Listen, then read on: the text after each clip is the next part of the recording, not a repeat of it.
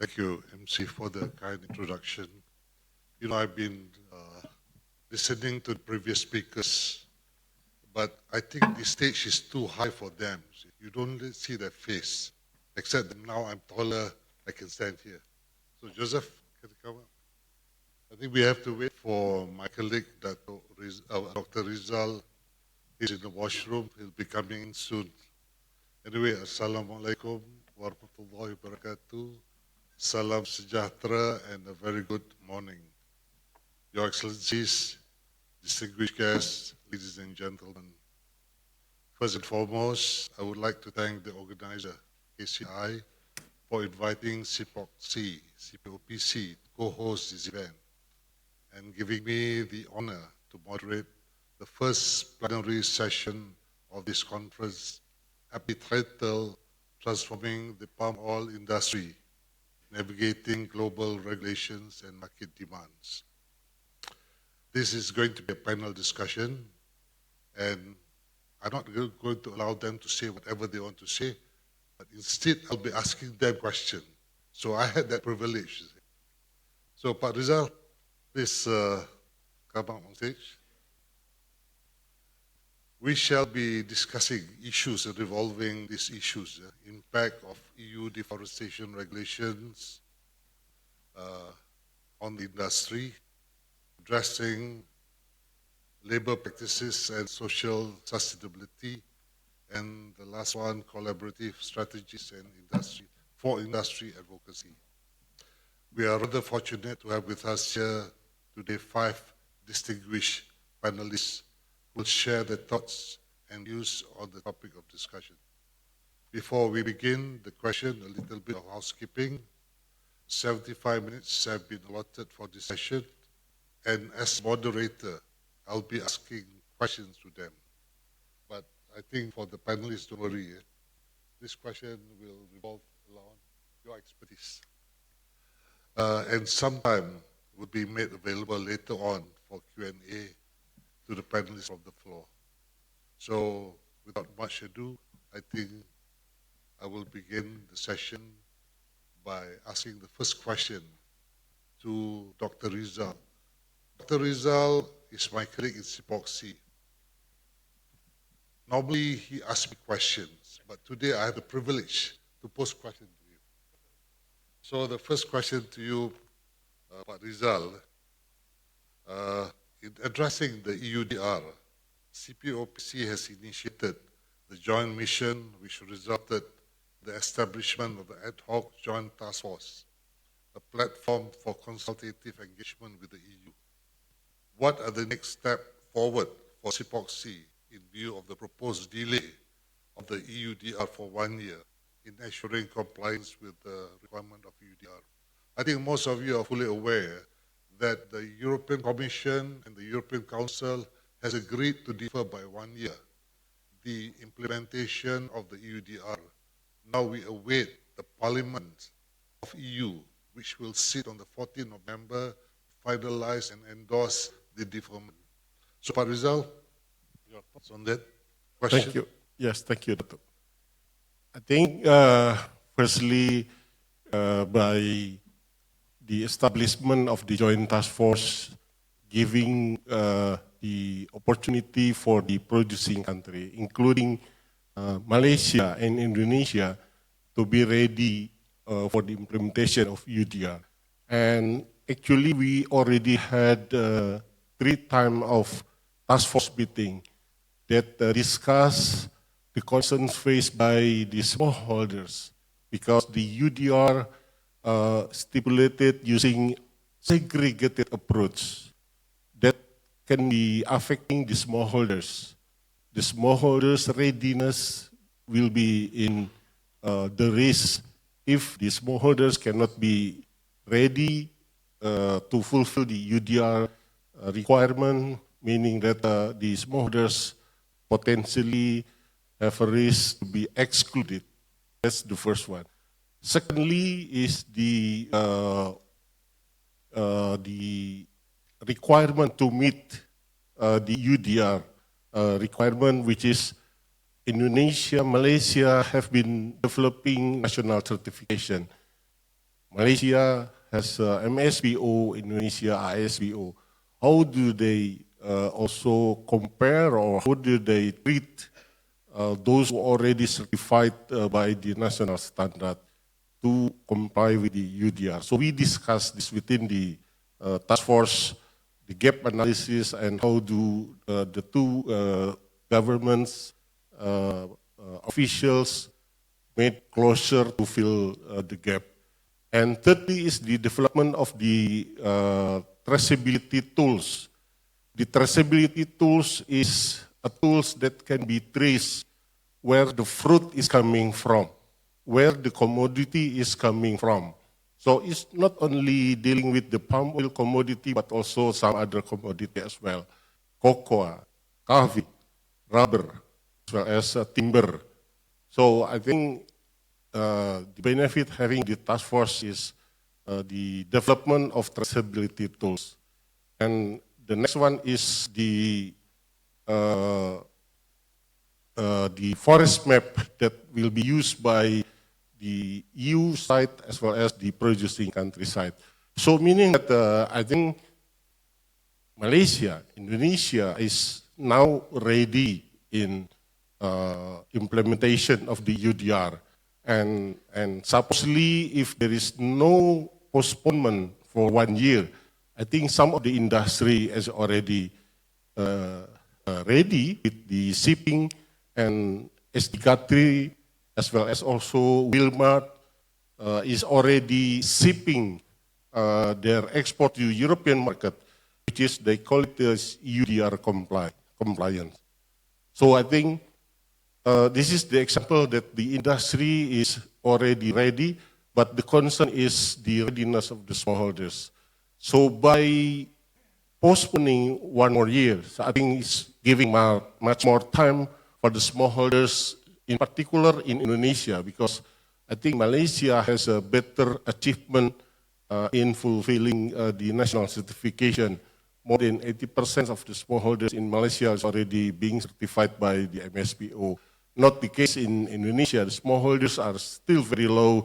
The government need to work very hard, even given the 1 more year. Also, that's a big challenge for Indonesia.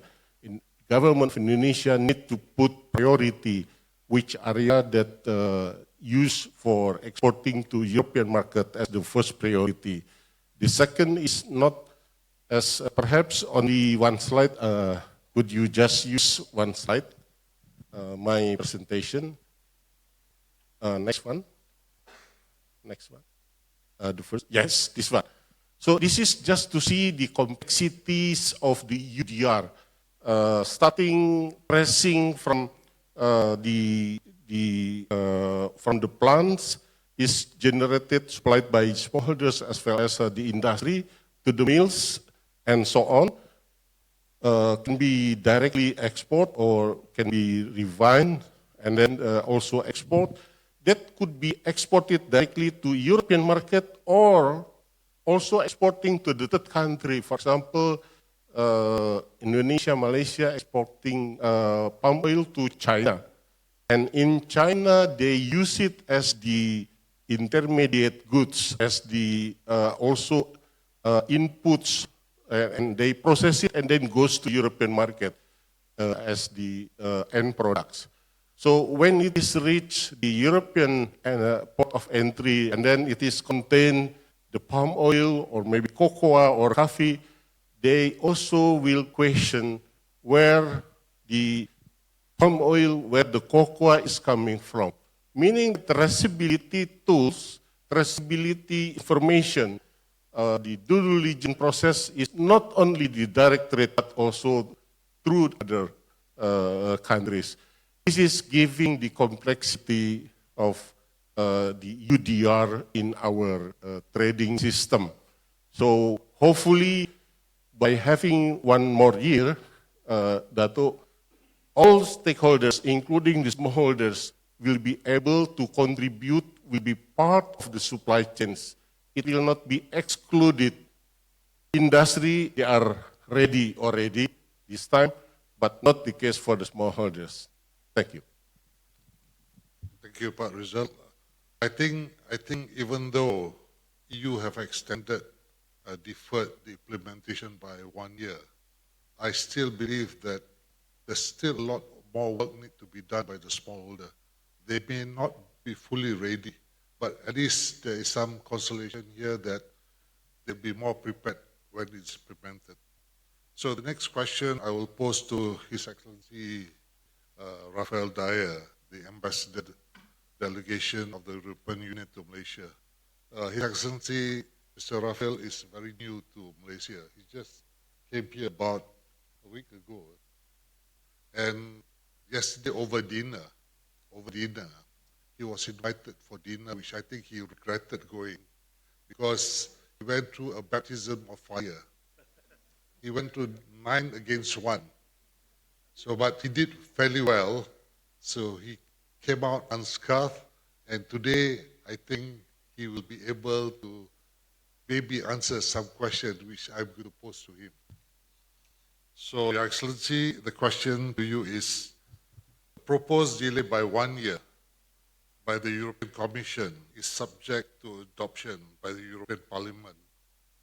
Although this reflected the response by the EU to the concerns raised by third countries as well as member states of the EU, this has indirectly demonstrated the lack of consultation with producing countries in formulating the regulation. Can the EU provide the assurance that the deferment is sufficient for the producers of the 7 commodities to comply with the requirements? And would amendments of the provisions of the EUDR be more pragmatic instead of deferment? So most likely they may even review the policies, but it's subject to the European Parliament decision. So, Your Excellency.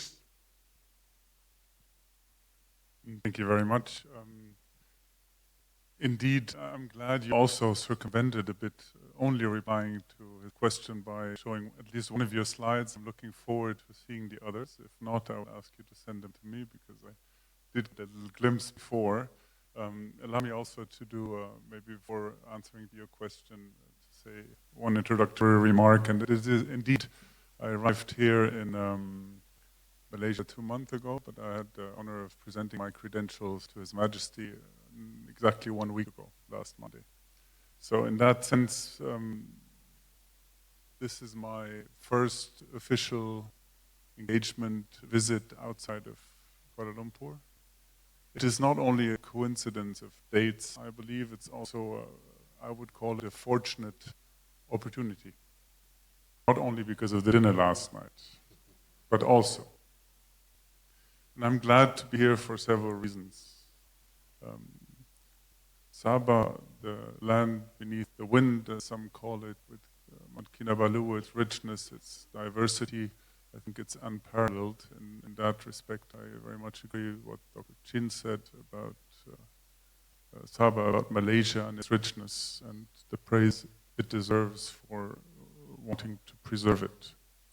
The second is the economic relevance of the palm oil sector in Sabah, the importance of it here.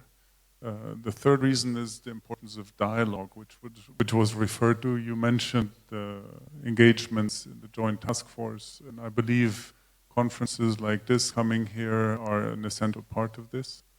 In that sense, I did not only come here to speak, and I'm aware sitting on a panel, this is not a very popular thing to say, but I also came to listen and to explain. So with this being said, regarding your question, I would start indeed because we do sometimes hear that we ignored the views of our partners in drafting EUDR. And on this, I must respectfully disagree. I truly believe that the EU is probably among the most transparent governmental organizations in the world. There has been an online consultation process on the EUDR itself, which in fact was the second most popular consultation process ever, with 1.2 million contributions, including from partner countries.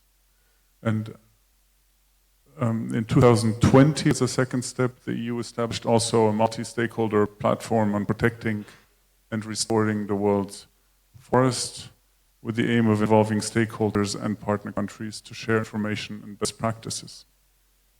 Now, lastly, as a third and very important element, you mentioned the engagement with Malaysia and Indonesia and the specific ad hoc joint task force on EUDR, which we have established and which I think has played an essential role as a mechanism to address concerns and identify practical solutions for the implementation of EUDR. It's looking into many of the issues that were raised earlier today, the inclusion of smallholders in the supply chain, national certification schemes such as RSPO, MSPO,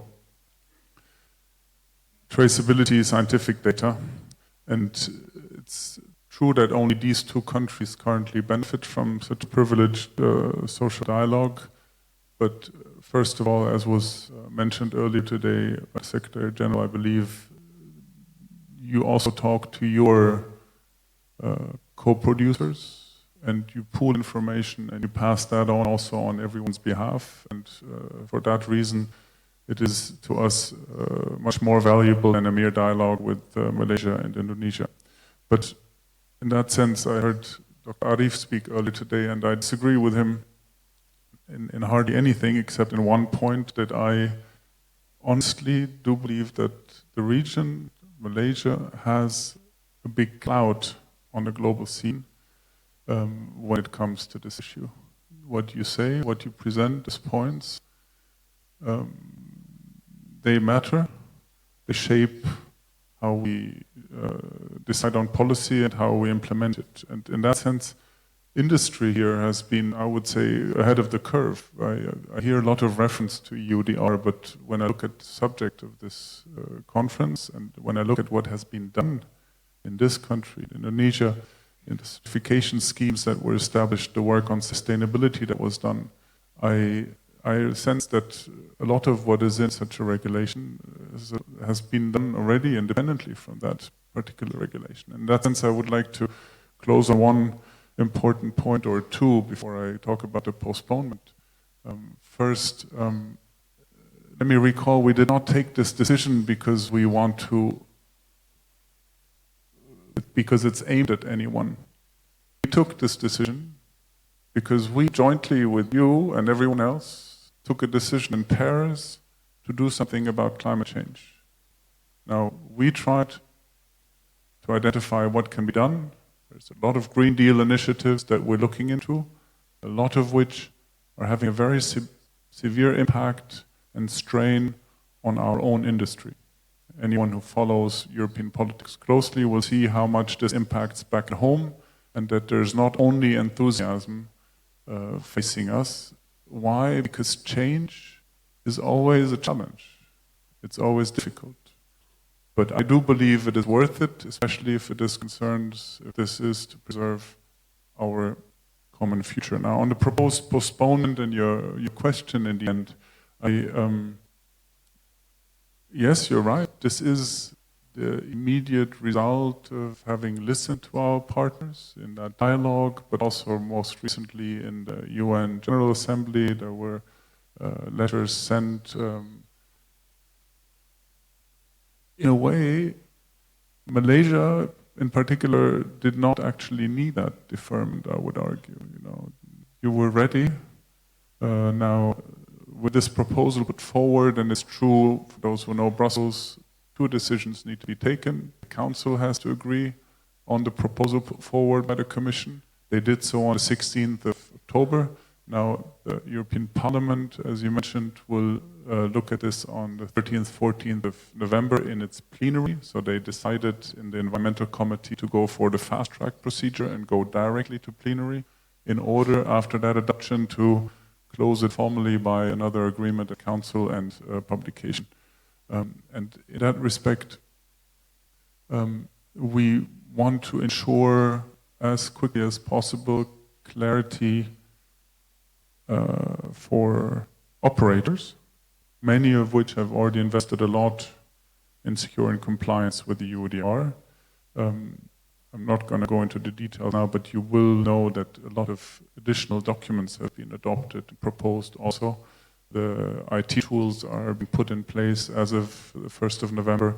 So everything will be up and running. And this coming year, I believe, will give us jointly a lot of opportunity to look at how we can do this well together. And I can only say, when you come here, you get a sense of admiration and also gratitude for what is being done. And I do take note of some of the more intense or emotional challenges I sometimes am subjected to in discussions, but I appreciate those because they are reflecting the importance of the issue for many people here, for the livelihoods, etc. But I'll stop it at this point, not to take too much time on this stage, and I'm willing to talk about issues like the smallholders, which I believe is a common goal that we have in another intervention. Thank you. Okay, thank you, Your Excellency. I think you have given clarity to the questions, even though we may not agree, but we agree to disagree. All right? And maybe some of our audience will be asking you questions further on this. So the next question I would like to pose to my good friend, Mr. Joseph Teck, the man who is very passionate about the industry, who has fought a lot for the industry over the last many years. He's just been it. The question to you, Joseph, what are the challenges faced by the oil palm industry, particularly in Sabah, in compliance with the requirement of UDR? And the second question, J. Arif mentioned that Sabah over MSPO has got another certification which we need to fulfill. Why is there a need to have another certification when we already have MSPO? Good morning, everybody. I'm a last-minute inclusion, so first time hearing this question.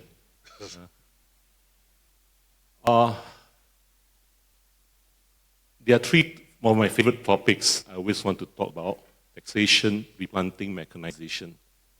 And if I want to look from a point of, you were saying about Sabah, I would say let's start with business continuity. Yeah, Datuk Najib and I shared something. If you remember, over COVID, the whole Sabah supply chain was almost stopped.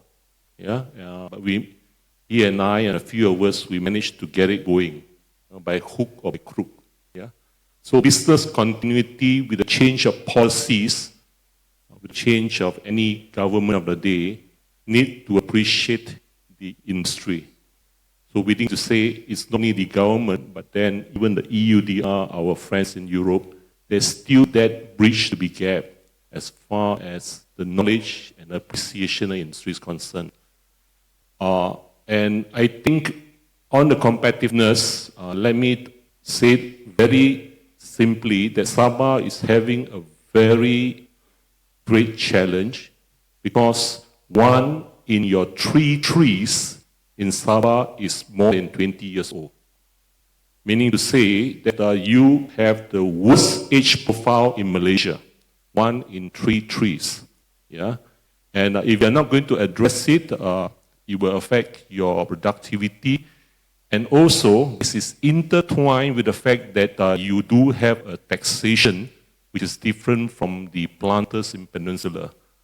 Right? With the Sabah sales tax of 7.5%, coupled with the recent changes in taxation and other costs as announced in the budget, that will increase the cost of production very rapidly. And so as a state, you may argue that Sabah has very good yield compared to Malaysian average, but what is 16 plus ton against a 15 plus ton when we know that plantations can do well?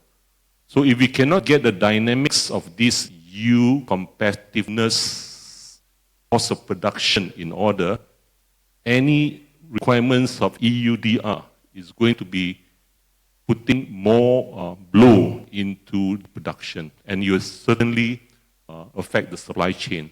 Yeah. On the question on certification, yes, we have RSPO, MSPO, and we know that the state, some of the proponents who are also here have been trying to push for a jurisdiction. That's what you're referring to, jurisdiction certification, a la RSPO. Yeah? Perhaps that is a good question to ask them as to why they are also pushing for it to differentiate Sabah per se. I think one of the things that people must need to appreciate about Sabah is it is 8-9 times bigger than Selangor. It's a huge state. So the number of estates and the smallholders or players, and also the fact that infrastructure in Sabah is not matured compared to Peninsula, which is why everyone will argue always the supply chain. Why are there no downstream oleochemicals and etc.? Because the fundamental, infrastructure is still not there yet. So there's a lot of things that need to get right. The know-hows must be supported by must-have policies, and that effective policies must be there. So certainly going forward, the conversation will continue. I think more importantly, sometimes we need to have an honest conversation with facts and figure to show where this industry is, what else. There's so much that this industry can do, and there's so much potential. Dato', I will be covering that in my afternoon session, because I would like to very touch on replanting. In Sabah, 1 in 3 trees, in Malaysia, or even in Indonesia. Dato' Pak Rizal, you got 41% smallholders, you got 18% of your planted area in Indonesia which needs to replant. So my title for this afternoon is a mind-boggling figure of finding money of 100 billion ringgit to do replanting. I don't know where we will find the money. Yeah? So we'll leave that for the afternoon. Thank you. Okay, thank you, JT, for the clarification and answers. I'll pose the next question to Mr. David Ng. David, you are a trader, right, David? Yeah. No, before that, Sure. I've asked you the question first. Sure. Go ahead. The recently announced Malaysian Budget 2025 has not been very favorable to the palm industry. Higher export duties, higher wages, EPF for your foreign workers, and a bigger increase in the windfall profit levy threshold. What is your take? It's okay. It's not sensitive, this question. Yeah. Okay. Thank you for the question. I know the question is going to be centered on something to do with price. So just a little bit background of myself. I'm pretty much a commodity trader, mainly a palm oil trader that trade on the derivatives market, which is mainly on Bursa, Malaysia. So I think my answer is going to give you with regard to that perspective. Now, I think a lot have been said today on talking on where the industry as a whole is moving towards the ESG practices and sustainability practices. But I think importantly is also prices. I think palm oil price is at a critical juncture at this time. I think if you just look at where the benchmark price on Bursa is doing easily above 4,000 ringgit per ton. I'm not going to give you any direction where it's going to go. I'm not an expert in this field. I believe there's a lot of leading expert that can really portray where prices can go. But I have to say that fundamentals are very supportive at this point in time, and that's why it drives prices where it is. As a trader, we're very fortunate in Malaysia as well. We are fortunate to have reliable and transparent, including timely data especially from Malaysia Palm Oil Board, which as a trader we really like it. We analyze, we crunch numbers, and from there we can actually get an outlook of where the market is. Now, going back to the question, you probably have heard over after the budget, the post-budget analysis on where the market, on how the palm oil market is going to be being affected or impacted by the latest budget. You can clearly see that the cost of producing is not going to be coming down. And that, in a way, is giving you a bit of price support where prices are going to go. when I first started in industry, I used to say that price of CPO is usually at an average of about 2,000 ringgit per ton. Now you don't get to see those prices. In fact, I think the cost of producing is even higher than that average. Now, I think from my take is difficult, but I think the country as it is necessary. It needs the fund to fund certain initiatives and obviously to propel the industry further. And I think it's vital as a whole. So ultimately, I think we have to leave the fact that the cost of production, it is not something that's coming down on a yearly basis. In fact, it's going to get higher. But I think thankfully, the CPO prices are well supported, driven by a lot of external factors, which is very well comfortable. We have very good supply and demand dynamics where supply is still pretty much, it's very tight. I'm watching the palm oil future space for quite some time, and I believe, a lot of people put less emphasis of Malaysia for simple fact that Malaysia, when people ask about CPO prices, they always look at Malaysia prices because Malaysia is currently the benchmark. So I think in that regard, we have a place to say, we have a place to mention, and I think it's worthwhile to look at where prices is heading in the future. But I think obviously after the budget, we probably will feel the pain as it increases the cost of producing. But I think thankfully the margins are still there as long as commodity prices, especially CPO prices, are still elevated. Yeah. Thank you, David. So David has given an indication that prices are here to stay for a while, right? Okay, so then next question to Regina. Regina, you're a market analyst. The increase in custom duty in India recently had further reduced the competitiveness of palm oil. However, there is insufficient edible oil in the global market. How will development impact the importers in India? Maybe you give a perspective to that. Okay. Hello. Yeah. Okay. Hi everyone. So I think India, when they first imposed that policy, right, that was largely in part to support the local the local farmers as well, the prices. So there's to make demand for local oils better, and then reduce the demand for imports. But I think it happened at a time where India was really short in covering for their edible oil imports, so they had no choice but to still import. So if you see the flows, right, September they didn't buy as much because prices were high, but then with the Deepavali festival at the end of this month, they had to buy.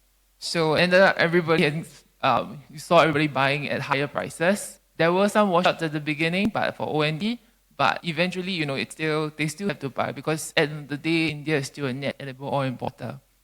Whether or not this policy of higher import taxes is here to stay is still a bit questionable. I think there's been some talk in the market that it could go away by the end of this year. It's really hard to say. Because at the end of the day, the Modi administration also has to answer to both local consumer prices and also satisfy the farmers, which form a very large voting bloc. Yeah. So overall, we talk about the context of palm oil supply. Yes, right now supply is tight. And that, as David has mentioned as well, there's all these supportive factors as to why prices are holding at where they are. Even though typically we are supposed to be in a seasonally higher production period for both Indonesia and Malaysia. But I guess, there have been a lot of cumulative factors that have led to why supply is tighter than normal. One being, of course, Indonesia's biodiesel program, lesser than beneficial production this year.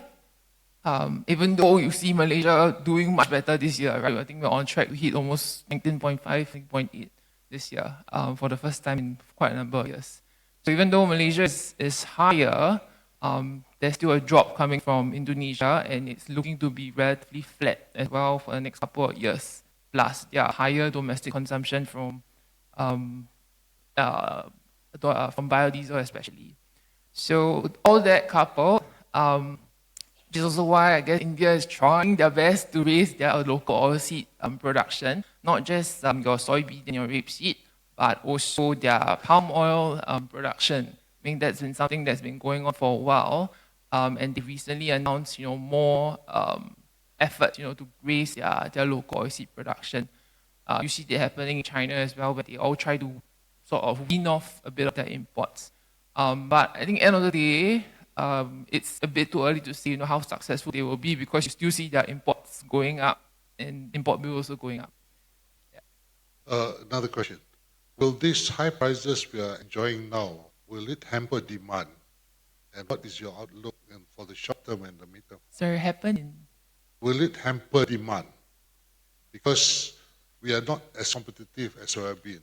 For the first time now, we got a premium over soybean. Whether that can last long at this level of prices, how do you analyze that? But I always leave the forecasting to my colleagues in the analyst team, because I'm both a price reporter as well. So so this year has been very interesting because palm held its premium over let's use soybean, because sunflower and rapeseed are not doing very well, right? So let's just use soybean. This year we saw palm sustaining a premium a fair bit longer earlier this year during its seasonally tighter production period. And then now we see it happening again, typically when it doesn't really happen. I think it's largely been also a mix of all these factors coming together. Policy is one, both from importing and exporting countries. They come together, you can call it a perfect storm or whatnot, but if all these combined have led to that premium over soybean oil, and it's sustained. Whether it will sustain for, longer than currently is, it's hard to say, because end of the day, I think consumers will also start to, look at their demand and the prices, and that will affect, how much they consume. We did see a bit of demand destruction happening last year. It could happen again. But the fact of the matter is that because supply is snug, I wouldn't say it's tight beyond, that will cause prices like 2022, prices shot up so much. But it's not in the most comfortable position. So, we will see the fluctuation. Argentina is back in the picture compared to the last couple of years, so that will help also to, improve soybean oil supply. But then you have Brazil, who is also, ramping up their own domestic soybean oil use. So how long is really hard to say. I wish I could bring in the future, because then that would make my job very easy. But yeah, because I think it's largely supply driven at this point of time. Okay, thank you. Maybe David could show the crystal ball a bit. Now, I think when it comes to the notion where palm oil is always trading at a discount to bean oil, I think and in historical will say that is what the industry is looking at. They always brand soy oil is always having a premium against palm. But I think for a period now, we are seeing that Malaysia palm is definitely more expensive than the US soybean oil.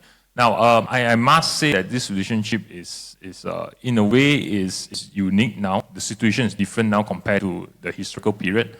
Reason being is because if you just look at where the fundamentals of soybean is, and if you look at where seaboard prices, if you do a linkage, you do a relationship study, you notice that the relationship between the soybean oil market, especially US and Malaysia palm, has slowly broken down. Because I think US is in a way it lost its competitive edge. It's no longer the largest soybean producer in the world. It lost to the South American guys, the Brazil and Argentina. They are huge and large. And they are growing every year. So their dominance in the market is going to be there. So eventually, US seaboard prices may no longer be the market benchmark. Eventually, they have to look at what South American bases are. So in that sense, I think that is causing the divergence, as well as seeing now where the US bean oil prices and Malaysia palm is slowly diverging, and Malaysia palm is in a very comfortable age. Now, question is whether can it sustain? Many reasons to it, as long as palm fundamentals are still strong and supportive, I think that will create more divergence between the Malaysia palm and the US bean oil prices. But I think it's time that we have to acknowledge that we can't just look at US soybean oil as a way to gauge how expensive or how cheap the Malaysia palm, relatively speaking. Yeah. Okay, thank you. Maybe in the next session, Julian will basically give some tips on the future prices. We have finished one round of questions to the panelists. I would like to open questions to the floor. If there are questions to the floor, I would like to open. Yes, Dr. Surina. Okay, so this is in relation to the EUDR. EUDR was started to be also a regulation that is, it's level playing field for all commodities, regardless. So I'm referring to the palm oil, specifically on Annex 1, where in the palm oil sector, under Annex 1, there are 14 lines, including derivatives of the palm oil included.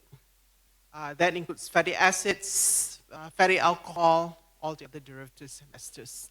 However, when you look at soybean, which produces the same kind of oleochemicals, there's only 3 or 4 lines, and the derivatives of fatty acids and fatty alcohols and esters are omitted.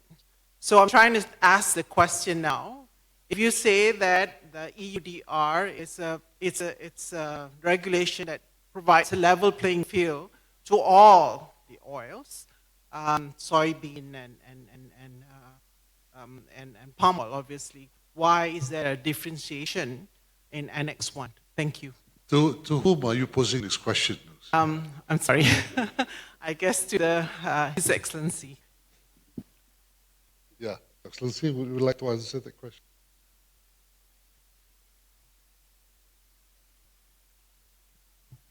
Yes, thank you very much. I was going to say at the introduction that my beginner status on stage can be judged and gauged by the amount of documents that I brought with me, unlike my colleagues who have everything ready. On this question, I would maybe just summarize, because the technicalities, I would have to refer back to you and ask back home. But if you look at what brought us to adopt this EUDR regulation, it was a very science-based analysis of consumption in Europe of commodities that have an effect either in terms of deforestation or degradation of forests. And it's on the basis of this analysis that these 7 commodities were identified. Now, whether that is a reason why the Annex 1 has a difference in detail, I wouldn't be able to tell you. I apologize. I would have to check. But that might explain that on soybeans, the derivatives are not that significant in amount of trade, but again, this is, I would ask you to give me your contacts, and then I would revert back with a question. Thank you. Maybe Dr. Rizal would like to... Yes, can you display my presentation? So I think you can see that's the tricky of the UDR at the Annex number 1. And hopefully the postponement of 1 year implementation, that also giving the opportunity to amend fairly, as you also questioned critically. Next slide, please. This slide. This is the impact of the UDR to the certain EU major trading partners. For example, like EU importing from United States, mostly is soya. That's under the Annex number 1. So although given the available 4 or 5 lines for the soya bean, it is already there. So in total, 27 billion import to European market subject to the UDR compliance. On the other hand, can you, next slide please? Next slide. This is because the UDR is not regulating the commodity is coming to European market, but vice versa. The 7 commodities originating from European market also subject to be the fulfillment of the UDR requirement. So meaning that the export from EU, which is almost the same, 27 billion, I don't know, maybe coincidentally, but I add up all this, is about 27 billion coming from Europe market also need to be traceable. So Excellency Ambassador, not only asking the producing country like Indonesia and Malaysia to develop the traceability tools, but we are also questioning European authorities to develop traceability tools. When your chocolate is coming to our market, we also can ask where the cocoa is coming from.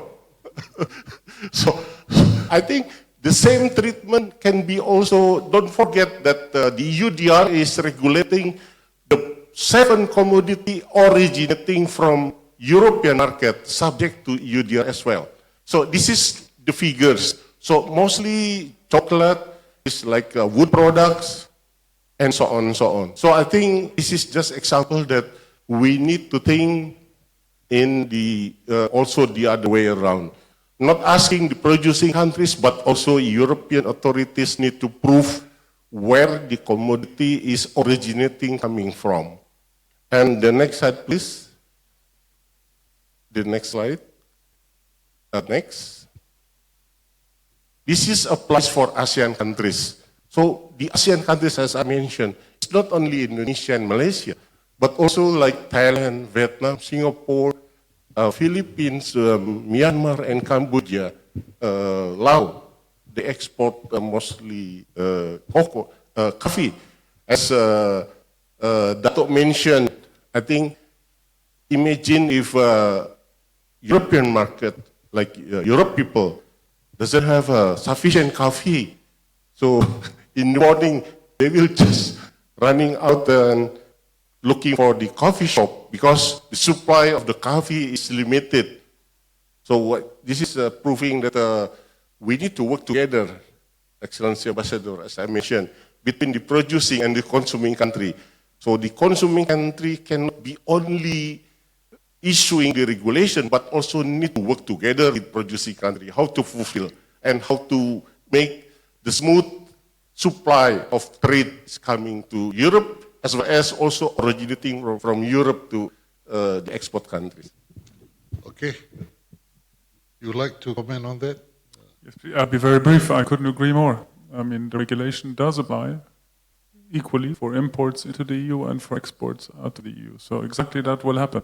Yeah? So that's why I couldn't agree more with you and what you say. And that's, I think, a good thing to hint at, that to also explain that this is nothing that is basically trying to discriminate. It applies across the board. In that sense, I think it's something incredibly important and something that we should look into together to make this a success. No, I mean, if you know the statistics better, but from what I remember, 7% of Malaysia's production of palm oil goes to the EU. Yeah. So you don't have to adapt everything according to the EUDR. It's your choice if you sectoralize that for that market, or which indeed would be dramatic for anyone if you would basically just ditch a market and go elsewhere. In any case, I think for improving the sustainability and the quality of what we do, engagement is key. But it's nothing that is geared towards complicating anything without a due reason. And the due reason is that we want jointly the result. No? And as I said, I can only commend Malaysia for the decision it has taken in terms of the results it wants to achieve. And that's why we're trying to put significant effort also into international partnerships, including funding that allows us to look into this now with an additional 5 million that we will take to look into helping in particular smallholders, in addition to what we've done with KAMI and in other areas to comply with the EUDR requirements, because we do want to open up these markets also for smallholders. Now, RSPO, if I'm not wrong, only 2% or no 1.5 to 2% of smallholders are currently RSPO certified. So I know here that you also want it. You say you want this to work for smallholders, and systems that were put in place here a long time ago still have not included them. So you have surely a wealth of experience to share in what went wrong, why they are excluded from this RSPO global market, and what we can do jointly to improve this and for EUDR be a chance to make it possibly even better, not necessarily across the board, but in one specific way to make this a success now in fulfilling what I've just heard earlier. Thank you. Okay. Your Excellency, Pak Rizal next to you has the reply in Jakarta. I will give it to him later. All right. Thank you. Any further questions? Yeah. This state, where are you from? I'm Daryl Weber. I'm from Sabah. Today, I represent the state government as the climate advisor, but I was previously associated with that organization you mentioned, RSPO. So I should probably respond on that smallholder topic. I have one question and one comment. So the question goes to His Excellency the Ambassador. First of all, I would like to sympathize with you being on stage today. Tough job, I understand. So EUDR.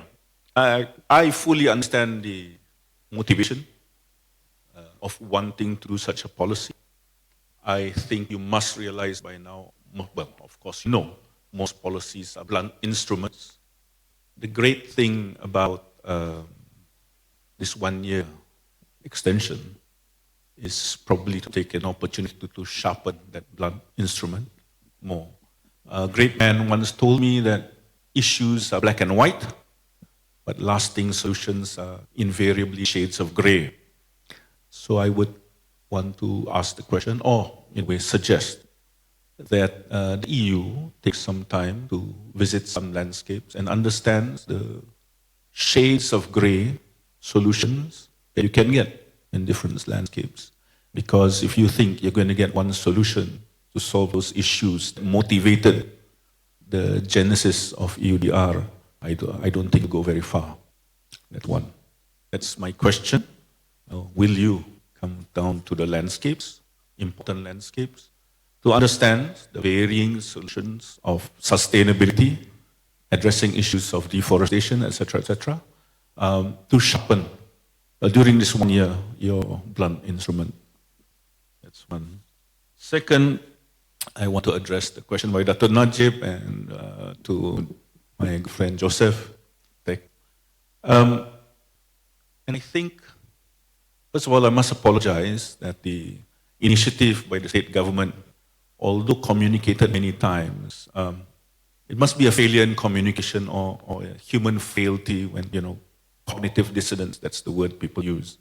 So we've said many times that this initiative ultimately is to get 100% certified, or rather through a framework called jurisdictional certification. But it is non-negotiable that the first step would be MSPO certification. It is a non-negotiable discussion. Actually, it's a non-discussion. MSPO certified, it must be, because it is the rule of the land. Yeah? So that's step one.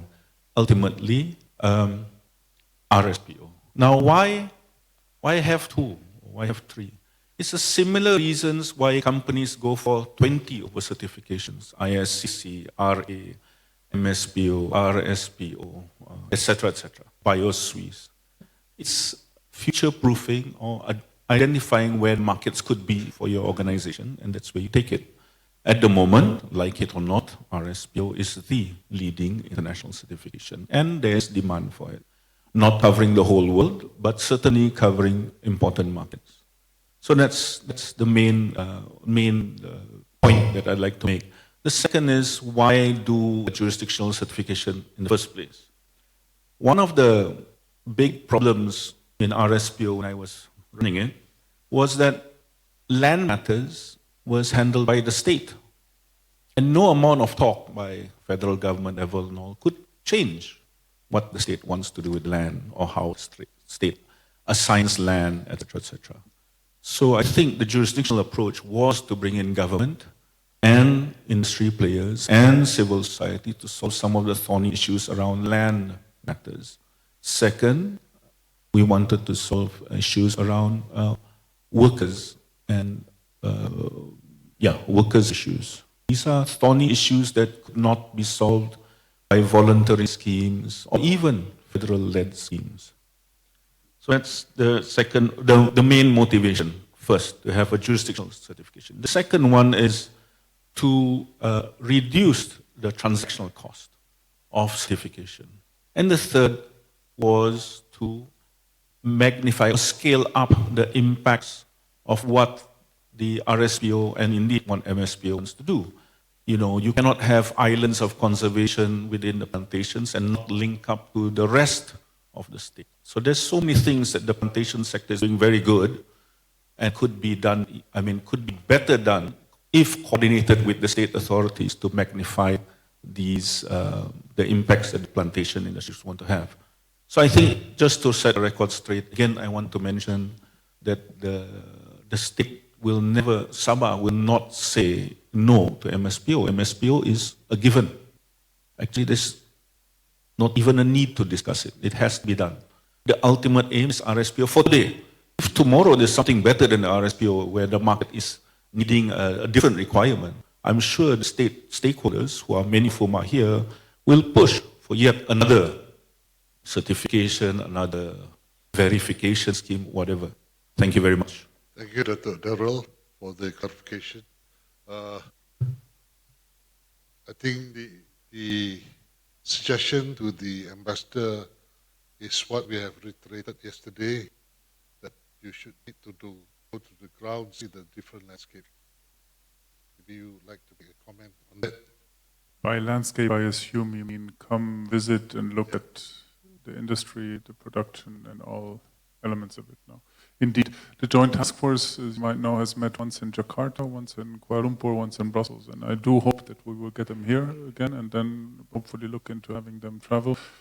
Same goes for the new team, if I can call them this way, in Brussels. You will be familiar with the fact that probably on the 1st of December we'll have a whole new commission taking up office, and we are both looking into having high-level visits from here to Brussels very early next year to engage on these issues and to strike the right tone from the very first moment on. And I think it is an eye-opener if the situation here is presented. It does open eyes, and we will also organize events in Parliament for them to see what is being done. But also to do it the other way around, inshallah, and have them visit here. If I may say one thing about the MSPO, it is indeed an excellent certification scheme. If you talk about EUDR often enough, one misses out on the second of the conditions for imports, and that is that any import satisfies local legislation. So that is in there because we want this to be organized here, and it is done very well here. So we are in touch with MPC and the EU Commission to include MFPO hopefully in the depository for non-deforestation certification schemes as a reference for the due diligence process. No, but it's something we need to discuss. We need to get them to. So thank you. Okay, thank you. I think we've got 5 minutes left. I think I open it up for wrapping up by each one of the panelists here. Maybe start with JT.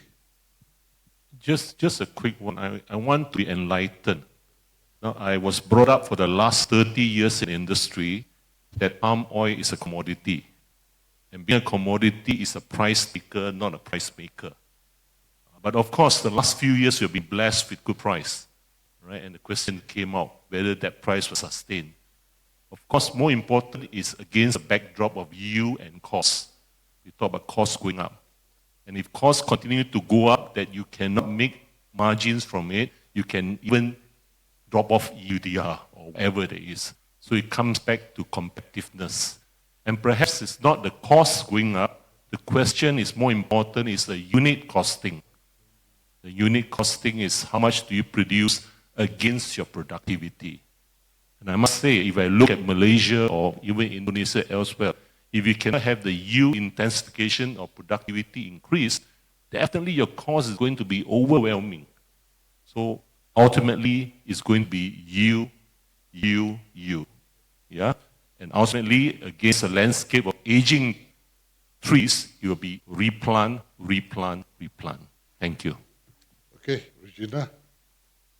Okay, so I haven't been covering the industry as long as all these esteemed experts here, but I find in the last few years, especially, we've seen a lot of government intervention in the policies, right, that has actually led to a lot of changes in the prices, like fluctuations and all the volatility. A lot of it actually has been government policy driven. So I think that seems to continue, and we can expect more of this kind of volatility going ahead. And with regard to, this wasn't really discussed, but with regard to just, vegetable oils in general, right, with, of course, also increasing need for renewable energy and the use of vegetable oils, talking about used vegetable oils or virgin vegetable oils, anything, that's also will cause prices, to remain supported for quite a good period of time. Thank you. David? Yeah, I think just to conclude my remark, I think is basically this. I think palm oil is not only used as a vegetable oil, as Reginald rightly pointed as well, is the rising use of sustainable fuel, biofuel. Now the food and fuel debate is a very big topic, and I think it really can drive prices. If you have seen what Indonesia is doing, their commitments of biodiesel policies, that will really drive prices because eventually that drives demand. Now, I think the long-term narrative for palm oil is always there. The global population is rising. There's a need for food and what else. And both Malaysia and Indonesia is structurally having decline in their production, and that will take a while to address.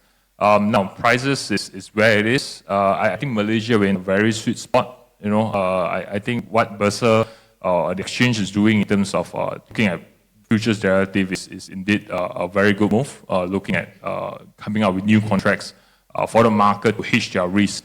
And I must say, just to give you a context of where the futures market is that we are seeing rising volume. I've not seen this in many years, but I think average daily volume on Bursa Malaysia is trading about 50,000 contracts, and that's huge. And we see rapid involvement from many market participants. So I would say the future of the industry is bright. You are in the right spot, and we should not miss this critical juncture. Thank you, David. Excellency, final words. I feel I've dominated a bit talking time, but I'm not sure if it's my fault or if it responds to a certain interest of messaging. I can only say messages received. I just want to end up on a positive note, and I think it was Mr. Girish Rahman Ran who said that calling to grasp the opportunities. And I can stress that the EU is committed to a smooth implementation of the EUDR in a constructive spirit of partnership, transparency, and looking forward to continuing to do so with our partners. Now, if I look at the various areas I heard you speak about in terms of technology, increasing yields, which I think is indeed an important point, the point you made with the replanting and the challenges that are coming up. Also digitalization. I mean, just picture Malaysia with the combination of a wholesale approach decided by the government and in that case, European technology has propelled itself from, I think, number 70 or so within years to the top 5 countries in terms of 5G connectivity. Now, hoping that this rollout is going to be completed also in the areas relevant to this industry, that would be a huge opportunity to do digital tracking, but also management of the whole process in the best possible future-proof way. So if just to highlight, this is one possible area. I mentioned smallholders already, and our willingness to engage and to finance projects to find solutions in that area. I'm closing just by saying that we're very much committed and looking forward to working on this in a spirit of partnership. Apologies if I focused a lot on Malaysia and our generous hosts here. I do realize this is also relating to other countries that I have neglected somewhat, but I'll read that part of the stack of papers that my colleagues will send me from the other countries as soon as possible. And I thank you very much again for the debates that not only this panel allowed and the comments made by colleagues, but also the conversations I had earlier this morning, yesterday evening, and a big thanks to Chancellor Michael for having brought us together and to all the participants. It was a privilege, and I'm looking forward to coming back. Thank you.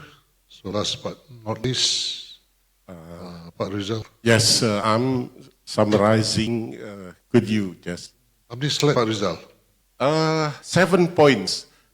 The first one, the implication of the UDR is giving the transfer, is blessing for the producing country, like for Indonesia, in transforming supply chain transparency. I think it's by the establishment of the traceability tools, the geospatial data, the machine learning, earth observation, that will fulfill the compliance requirement.